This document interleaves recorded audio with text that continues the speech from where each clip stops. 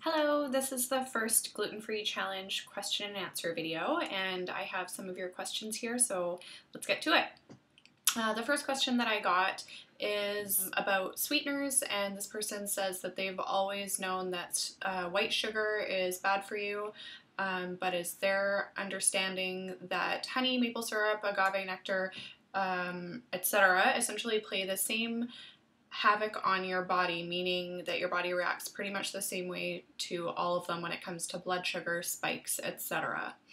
So I wanted to touch on that. It's a great question. And the truth is that actually different sweeteners and different sugars have a different effect on our blood sugar, and the difference is the severity of the spike. And a really great way to look at this is by the glycemic index rating of these different sweeteners. The higher it is, the more severe effect it has on your blood sugar. So to give you an idea, raw sugar, it has a glycemic index of 65, and refined white sugar has a glycemic index of 80.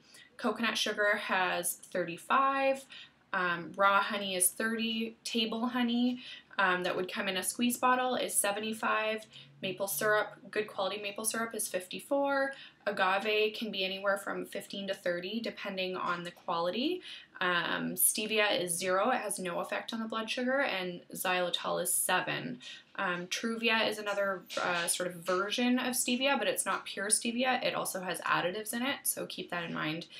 If you are purchasing that, it does have an effect on your blood sugar because of the additives.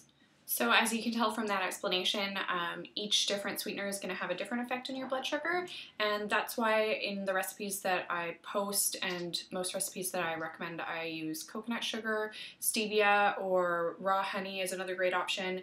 Anything that isn't going to have such a severe effect on the blood sugar, like a processed white sugar would have. Next question, it says, I'm not sure if this is a reaction to food sensitivity that I might be having or a direct reaction to the removal of gluten to my diet, but I'm really gassy. So this is a really common symptom, and they say that they're experiencing cramps as well, and they say that it might be because they're eating more nuts than normal, and they know that they need to cut back. So nuts are most likely the culprit in this situation because nuts in any form are pretty hard for our body to break down, and it's definitely on a continuum. So some are really hard to break down depending on how they're processed or what sort of oils are on them. And then if they are raw, soaked, and baked at home, then they can be much more digestible.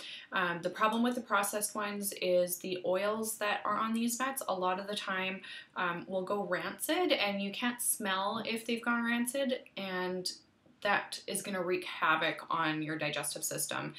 Basically, gas and cramps, diarrhea are all common symptoms of this. And another sort of part of this is a lot of the time, if we're snacking on things like this, we're probably doing something else while we're having our snack and we're not chewing properly. And chewing is really, really important. It's the #1 recommendation that I make when it comes to digestion, and I'll touch on that a little bit in more detail a little bit later on with a different question. Okay, so the last question that I have for today is just wondering if you can give advice on how to stay regular while gluten-free. I find the lack of carbs hard on my regularity.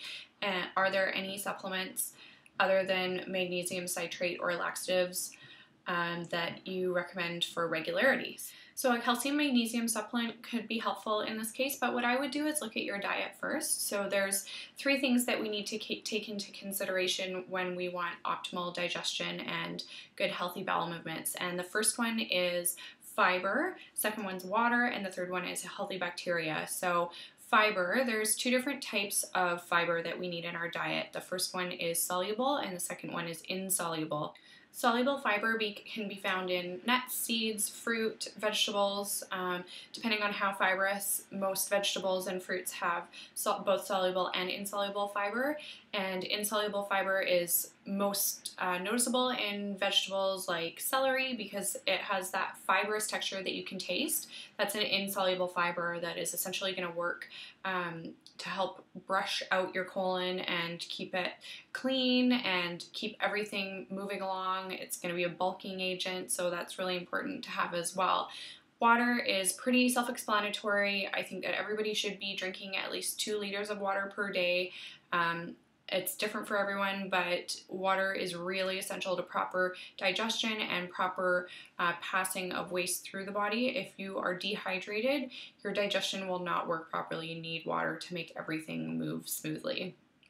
So then the last thing to consider for a really healthy digestive system is healthy bacteria. So you can get this through a probiotic supplement. Probiotics, those are the healthy bacteria that we need in our body, and supplementing with those can really improve digestion. They can help with a huge number of different symptoms, so they can be a really positive thing. And then there's also probiotics that can be found in food. So kefir, kombucha, miso, kimchi, raw sauerkraut, raw pickles, unpasteurized yogurt. There's so many different fermented foods that we can incorporate into our diet that are going to have a really positive effect on our digestive system. And something that I like to think about is that every traditional culture around the world has a different fermented food that is an integral part of their diet. And it's there for a reason. It's there to help with their digestive system.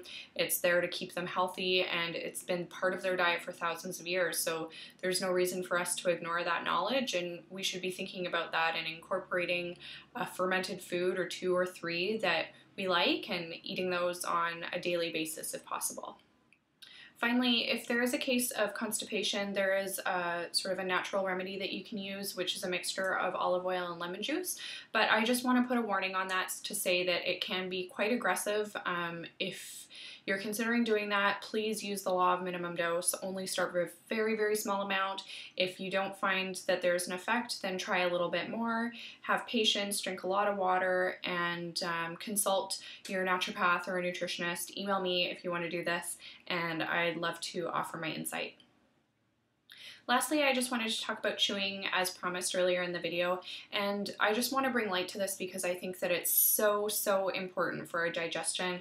Not many people chew as much as they should. We need to be chewing each bite of food until it is broken down completely. We shouldn't be, rushing through each meal, and I know that that's a lot to ask, but it's something that's so simple that can have such a huge effect on your digestive system, and I think that it's everybody's job to try and slow down and really think about what you're doing when you're eating, as opposed to just wolfing down your meal while you're working or on the go or whatever that is. Really think about what it can do to improve your digestion if you're having gas problems, you're having digestive issues, constipation. All of these things can be really helped with proper chewing, which is so simple, but it's something that a lot of us just don't think about. It helps with the uptake of nutrients from our food. Pretty much anything that you can think of, it's going to help with. So there's no reason that we shouldn't be doing it. Challenge yourself for your next meal. Like, chew every bite and really put a focus on that.